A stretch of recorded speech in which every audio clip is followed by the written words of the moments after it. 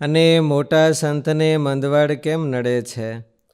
તેનો ઉત્તર છે, એમને વિશે કોઈ જાતની ખોટ તો નથી, પણ લગારેક દેહાભિમાન હોય તે મંદવાડે કરીને ટળી જાય તે સારું મહારાજ મંદવાડ આપે છે. મંદવાડ હોય તો દેહાભિમાન ટળી જ જાય. શું થાય? તમારે મંદવાડ આવ્યો જ ક્યારે? નાના માણસોને તો બહુ ન આવે, મોટા માણસો હાજા ન થાય એવું થાય. નાના માણસોને બહુ મંદવાડ આવે ને, હું મંદવાડ એ ખબર માથું દુખવું એ હું એમ કે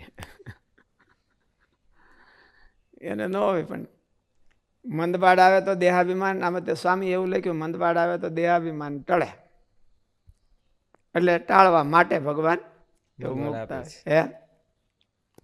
તો મંદવાડ તો બધાને લાગુ પડે, નાનાને હોતે લાગુ પડે. તો નાના મંદવાડ આવતો હોય છે તો એમાં દેહભાવ ટળતો હોય છે કે કાંઈ વધતો હોય છે કે એમને ઇક્વલ રહેતો હોય છે? શું રહેતો હોય છે? શું કહો તમે? હે સારો મંદવાડ હોય તો અને એકદમ રંગીલો મંદવાડ હોય તો શું થાય? ટાળો હોય તો ટળે. મેં કીધું સારો હોય તો ટળે. રંગીલો ને મંદવાડમાં પાછો રંગીલો ને હાવ રફ એવું હોય છે. હે વીઆઈપી મંદવાડ. વીઆઈપી મંદવાડ હોય તો દેહ ભાવ ટળે કે ન ટળે? હે તમે શું કે તમે તો કોઈની કોમેન્ટ્રી ન કરો કે નહીં? કોમેન્ટ્રી કરવાનો હમણાં જ હોય પૂછે.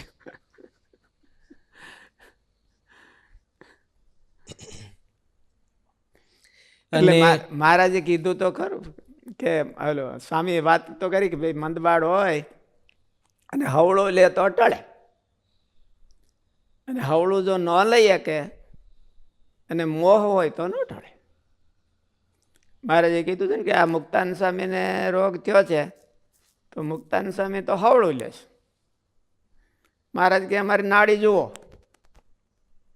તો મુક્તાન સ્વામી કીધું મહારાજ બહુ કસર છે, આખા સત્સંગને કસર છે. મહારાજ કે એમાં શું કસર? એટલે કે મહારાજ તાવ છે તમને, એટલે તાવ તો સારો કે મહારાજ. અમે તો આમથું ન્યા જઈને વનમાં જઈને તપ કરવા ગયા હતા, અહીં આવીને એ આપણને તપ કરાવે તો સારો કે. એટલે હવળું લે તો એને દેહ ભાવ ઓછો થાય, અવળું લે તો એને દેહ ભાવ વિકળ થઈ જાય તો દેહ ભાવ ઓછો ન થઈ જાય.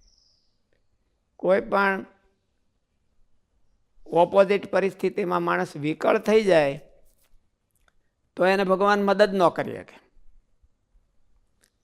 અને જો હવળું લેતો જાય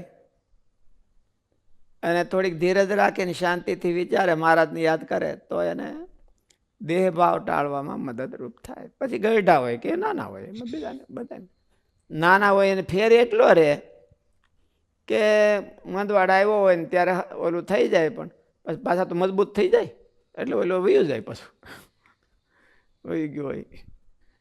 એટલે નાના ને મોટા ને એટલો ફેર રહે. મોટા હોય ને બહુ વૃદ્ધ ઉંમર હોય અને કંઈક દેહ ભાવમાં આસક્તિ હોય, મારા સ્વામી કે, તો એને ભગવાન મંદવાડ આપે. આપણે દાખલા છે ને, શુકાનંદ સ્વામીએ મહારાજ પાસે એવું માગ્યું.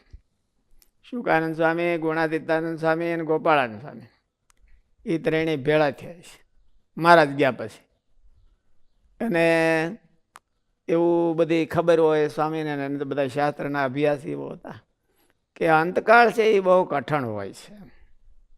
દેહને છોડવો એ બહુ કઠણ હોય છે. ત્યારે વળી ક્યાંક ફેર પડી જાય તો, એટલે ગોપાળાનંદ સ્વામી કે આપણે તો છે ને આમ પદ્માસન વાળી અને બ્રહ્મરંધ્ર તોડીને વ્યા જાવ, યોગના માર્ગે કરીને મહારાજ પાસે સીધા વ્યા જાવ, આપણે કઈ નડે એમ નથી. ગુણાતીતાનંદ સ્વામી ચાદર ઓઢી દીધી કે આ ચાદર લઈને આમ મૂકી એની ગોળે દેહને મૂકીને વ્યા જાવ. અને સ્વામી ગયા એવી રીતે. આજ સુધી તો બધું કામકાજ કરતા હતા ને રાતે વ્યા ગયા, પછેડી ઓઢીને મૂકી હોય એમ મૂક્યા હતા. શુકાનંદ સ્વામી કે આપણી એવી સામર્થ્ય નથી ભાઈ, તમે હું કાંઈ યોગી નથી, કાંઈ ગુણાતીતાનંદ સ્વામી જેવો સમર્થ નથી એમ. એટલે મેં તો મહારાજ પાસે અરજી કરીશ કે મહારાજ મને ધામમાં લઈ જવાના હો, એની પહેલાં 6 મહિના ઝીણો ઝીણો તાવ દેજો. બહુ એક ધારો નહીં, પણ ઝીણો ઝીણો તાવ દેજો મને એમ. એટલે મહારાજે દીધો તો. ઝીણો તાવ આવતો હોય તો ખાવા પીવાનું ભાવે નહીં, રુચિ થાય નહીં, અશક્તિ રહે, કંટાળો આવે, એવું બધું થયે રાખે. એટલે ઉદાસી થાય ને આમ થાય, છેડે પગ્યા હોય એટલે મનમાં એમ થાય કે હવે મહારાજ લઈ જાય તો સારું. તો મહારાજ વાટ જોઈને બેઠા હોય કે હાલો. એટલે એવી રીતે હવળો વિચાર કરે તો એને મંદવાડ છે એ મદદરૂપ થાય, નાનાને હોતે થાય. હવળો વિચાર કરે ને એમાંથી લાભ લઈ લે તો નાનાને હોતે મંદવાડ મદદરૂપ થાય, અને નહીં તો મોટાને ગમે એને કોઈ ન થાય. અને બે સરખા હરિભક્ત હોય. ભગતજી કઈ કે સુકાનંદ સ્વામીની જેમ આપણે પણ મહારાજને માંગવું આવું. હે હું કે ભગત શુકાનંદ સ્વામીની જેમ આપણે પણ મહારાજને એવી પ્રાર્થના કરવી, માગવું કે નહીં? આપણે શું કરણ કરવી? હમણાં તો રાબડા જેવા છે તો સેવા કરી એવી પ્રાર્થના કરવી, મોડું થાય ત્યાર પછી કરવી. હાર સ્વામી, જય સ્વામિનારાયણ. આમાં એવું આવ્યું હા કે મોટા સંતોને મંદવાડ આવે તો દેહ ભાવ કે દેહાભિમાન ઓછું થાય, હા એવું કઈક આવ્યું ને. હા, હા એવી વાત આવી કે ભાઈ મોટા સંતને મંદવાડ છે એ કેમ નડે છે? કેમ નડે છે? એટલે સ્વામી એવું કીધું કે મહારાજ એને મંદવાડ આપે તો કંઈક દેહભાવ હોય તો ટળી જાય અને ચોખ્ખા થઈને ભગવાનના ધામમાં જાય, એવું એટલા માટે મહારાજ આપતા હોય. અથવા તો સંતોએ પ્રાર્થના કરી હોય, ઘણી વખત આપણે જોઈએ છીએ પ્રાર્થના કરતી હોય. હા, તો અત્યારના સંદર્ભમાં આપણે જોતા આપણા વડીલો અથવા તો મંદિરોમાં અથવા તેવા સિદ્ધ સાધકો રામકૃષ્ણ દેવ પરમહંસ જેવા, રામકૃષ્ણ પરમહંસ જેવા એ આપણા જાણમાં એ પણ માંદા હતા. હા, તો એને જો આ વાત સાંભળ્યા પછી સામાન્ય મુમુક્ષુ એવો વિચાર કરે હા, કે એ તો એને દેહાભિમાન હોય, દેહ ભાવ હોય તો મહારાજ ટાળે, હા, તો એ તો હારો વિચાર તો એને વિશે ન કર્યો કહેવાય, મોટાને વિશે. સમજાણું નહીં. મોટા સંત છે એમ કે છેલ્લે બીમાર પડે ને શરીર છોડે તો નાના હોય એને એવું થાય ને કે એમને દેહ ભાવ હોય છે એટલે તો એમ કે નહીં એવું તો નહીં, પણ એમ વિચાર, એમાં હવળો વિચાર એમ કરી શકાય કે દેહભાવ ટાળવા માટે એને ગુણ હતો એમ, એને દેહભાવ હતો એવો વિચાર નાના ન કરે, અને એણે આ દેહભાવને નુકસાન કરનારો છે એને રોગને પણ રિસ્પેક્ટ આપ્યું એમ, કારણ કે દેહભાવને નુકસાન કરનારો હતો. એવો તો ઉપદેશ લઈએ કે આપણે એવું કરાય એવું. પણ એમાં મોટાનો અવગુણ એમ કે ભાઈ એ બધા દેહાભિમાની હતા એવો અર્થ નહીં એમ. એવું તો નેગેટિવ તો વિચારાય જ નહીં મોટાને વિશે, તો ચકલાનું મોઢ ઢેફલે. હા, પણ તો તમારું કહેવાનું શું છે? મારો એવું કહેવાનું છે કે આ મોટા સંતો માનો કે આપણી સાંભળીમાં આપણા જ વડીલો હાજા માંદા હોય હા, અને હા, હતા, હા, હા, તો આ વાત સાંભળીને આપણી જેવા અથવા ગમે તેવા વિચાર કરે તો ગોપાળન સ્વામી આમ લીધું છે, એ તો સારા વિચાર ન કહેવાય. તો એનું શું સમાધાન મનમાં કરવું આ વાત સાંભળ્યા પછી? એમાં મોટાને વિશે એવો સંકલ્પ તો નહીં કરવાનો. આ તો પોતાને વિશે મંદવાડ આવે એને મોટાને વિશે તો આપણે ગુણાતીતાની સામે નથી કીધું કે કોઈ એક જણો ભોજન કરતો હોય ને બીજા ન કરતા હોય તો એ એમ સમજે કે આ બધા ખાઈ ખાઈને સૂતા છે અને હું એકલો કરું તો એનું કરે એ બળી જાય. પણ એવું હોતે સમજી શકાય કે એ બધા આગળ કરીને આવ્યા છે, મારે એકલાને બાકી છે એટલે મારે કરવું છે, તો એને કાંઈ વાંધો ન આવે. એટલે હવળો વિચાર તો માનો કે મોટાને તો જે પરિસ્થિતિ હોય ને એને મહારાજ જાણતા હોય અને એને ફાયદામાં મહારાજે કર્યું હોય, પણ નાના હોય એને એમાંથી હવળો વિચાર લે તો એને ફાયદો થાય. મહારાજે તો એવું કીધું છે ને કે એનો ગુણ લે તો પણ એને નિર્વાસનિક થવામાં એ મદદ કરે, મદદ થાય એમ. એટલે નાના એ કેમ સમજવું, તો એને તો ગુણભાવનું ચિંતન કરવું, અને જેને આવે એને જો હવળું હોય કે મહારાજ હાલો કાંઈ વાંધો નહીં, આપણે પોતાની મેળે તો નથી કરી શકતા, પણ આ ભગવાન આપ્યું છે તો એટલો દેહભાવ આપણો ઓછો થાય તો મહારાજ કે એને મદદ, સ્વામી કે આમાં કે એને મદદરૂપ થાય. અને ક્યારેક ક્યારેક મહારાજનું અનન્ય સેવા કરી હોય, પણ સેવા કરવી એ વાત જુદી છે અને દેહભાવનો ત્યાગ કરવો એ વાત જુદી છે.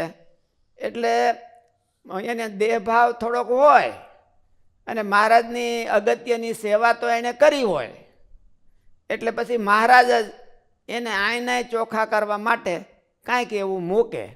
એટલે સ્વામીનું કહેવાનું એમ થયું કે એને ભગવાને જે મૂક્યું હોય અને એવી બુદ્ધિ હોતે આપી હોય કે માનો આ મહારાજે આ મને નિર્વાસનિક કરવા માટે જ આ મૂક્યું લાગે છે, તો એને હવળું લઈને નિર્વાસનિક થાય. એને આધારે નિર્વાસનિક જલ્દી થઈ શકાય, જેને થવું હોય એને. અને જો નકર હાઈ હોય કરે તો નિર્વાસનિક ન થઈ શકે. પણ એને સમજે કે ના કાંઈ વાંધો નહીં, એ તો બધા આ રોગ છે એ તો પીડાદાયક જ હોય, એ કાંઈ સુખદાયક તો ન હોય, પણ પીડાદાયક છે તો પણ એવે ટાઈમે મહારાજે આપણને આ આપ્યું તો એ નિર્વાસનિક થવા માટે આપ્યું છે ને મારા માટે સારું છે એવું સમજે તો એ નિર્વાસનિક થાય. ને ક્યારેક ક્યારેક ભગવાને હોતે આપ્યું હોય એવું એવા દાખલા આગળના ઇતિહાસમાં હોય છે. એટલે ઘણા વખત હરિભક્તો એ સંતો માંદા પડે હા એમ માને કે સારું કર્યું મહારાજ, એટલું થોડું શરીરમાં આવે તો ભલે આપણે કારણે સેવો જન્મ થાય એમ કરી દેજો, એમ હતી ઘણી વખત પ્રાર્થના સંતો હરિભક્તો કરતા હોય ગામમાં જવાના દુઃખ વખતે. હા અને બાલ મુકુંદ સ્વામી આથી સમર્થ હતા, બીજાને ધામમાં મોકલી દેતા. હા તે મંદવાદ રાખ્યો હા તો એવો વિચાર હોતી ઘણી વાર સાંભળ્યો હોય હા હા કે મોટા સંતો બીજાને રોગ ટાળી દે પણ પોતાના રોગ ટાળવા ભગવાનને કોઈ સકામ ભાવથી પ્રાર્થના ન કરતા હોય, હા એટલે ઈ કાયદો હોય. એટલે એ પોઝિટિવ ગણે ને એમ, હે એ પોઝિટિવ ગણે ટૂંકમાં. હા એ પોઝિટિવ લીધું કહેવાય. એટલે માનો કે બાલ મુકુંદ સ્વામી હતા, એ તો બહુ સમર્થ હતા અને તોય પોતાને માટે તો કે કોઈ દી પ્રાર્થના ન કરતો. ઘણી વખત એવું પણ આમાં બની શકે સ્વામી કે પોતાની મેળે જ રાખ્યો હોય. ઘણી આપણે તો સ્વામીના મનમાં શું છે એવું તો આપણે કંઈ જાણી ન શકીએ, પણ ક્યારેક મહારાજે આપ્યો હોય આપણને એ પાત્ર જોઈને થોડીક એમાં કલ્પના થાય કે એમાં કાંઈ કચાશ હોય એવું આપણને લાગે નહીં કે બાલમુકુંદ સ્વામીમાં કોઈ કચાશની સંભાવના હોય. ત્યાર પછી આપણે અત્યારે મોટા સંતો હોય તો એમાં કચાશની સંભાવના હોય, આપણે એમ ન કહેવાય કે એને કચાશ છે, એમ સંભાવના હોઈ શકે. પણ બાલમુકુંદ સ્વામી તો એવા સમર્થ હતા અને બીજાને એની મિનિટે ધામમાં મોકલી દે એવા સમર્થ હતા. એટલે એમાં તો કાંઈ કચાશ ન હોય, તો એટલે મહારાજે પણ એને આપ્યું હોય એવું ન હોય. તો એવી રીતે હોતે બને કે ક્યારેક પોતે પોતાની સંકલ્પથી રાખ્યું હોય કે આ કાંઈ વાંધો નહીં, હાલો આપણે માટે આમ રાખવું છે એમ રાખ્યું હોય, એટલે એવી રીતે બને. બીજું કે મોટા સંત માંદા હોય અને ઘણી વખત એને પીડા બહુ થતી હોય, તો પણ ગોપાળાન સ્વામીની વાતોમાં એવું લખ્યું છે કે આપણે એવો સંકલ્પ ન કરાય કે મહારાજ એને ધામમાં લઈ જાય તો સારું. આપણે એવો ન કરાય, કારણ કે એ જે મોટા સંત હોય અને એ જેટલું પૃથ્વી ઉપર રહે એટલું એ સમાજ વધારે થાય અને બીજા જીવનો ઉદ્ધાર થાય. એટલે આપણે એવો સંકલ્પ ન કરાય. આપણે તેવો સંકલ્પ કરાય કે મહારાજ એનું દુઃખ ટાળે અને એની સ્વાસ્થ્ય સારી થાય. એવું ગોપાળાન સ્વામીની વાતોમાં બીજી જગ્યાએ લખ્યું છે કે જો એને એમ મનમાં સંકલ્પ થાય કે આ બહુ પીડાય છે અને જો એનું શરીર છૂટી જાય તો સારું, તો એના જીવનું સારું ન થાય એમ કે એવું ગોપાળાનંદ સ્વામીની વાતોમાં બીજી જગ્યાએ લખ્યું છે. એટલે આપણે તો એવો જ સંકલ્પ કરવાનો કે મહારાજ એની પીડા ટાળે, પણ મહારાજને એને બેને વચ્ચે હું સમજવાનું એ સ્વામી કે અહીંયા એવું સમજવાનું કે કાંઈક શરીરમાં કસર હોય તો મહારાજે આપણી કસર ટાળવા માટે એ મૂકીએ છીએ. એ અંતકાળની વાત છે. અત્યારે તો આપણે માંદા પડતા હોય તો એ ખાવામાંથી માંદા પડ્યા હોય એટલે એમાં મહારાજે આપણને ભૂલવાડીને એવું ખવડાવી દીધું ને આપણે માંદા પડીએ એવું ન હોય. અટાણે તો આપણે આ જ બધે ઓલે વર્તમાન હોય બધાય.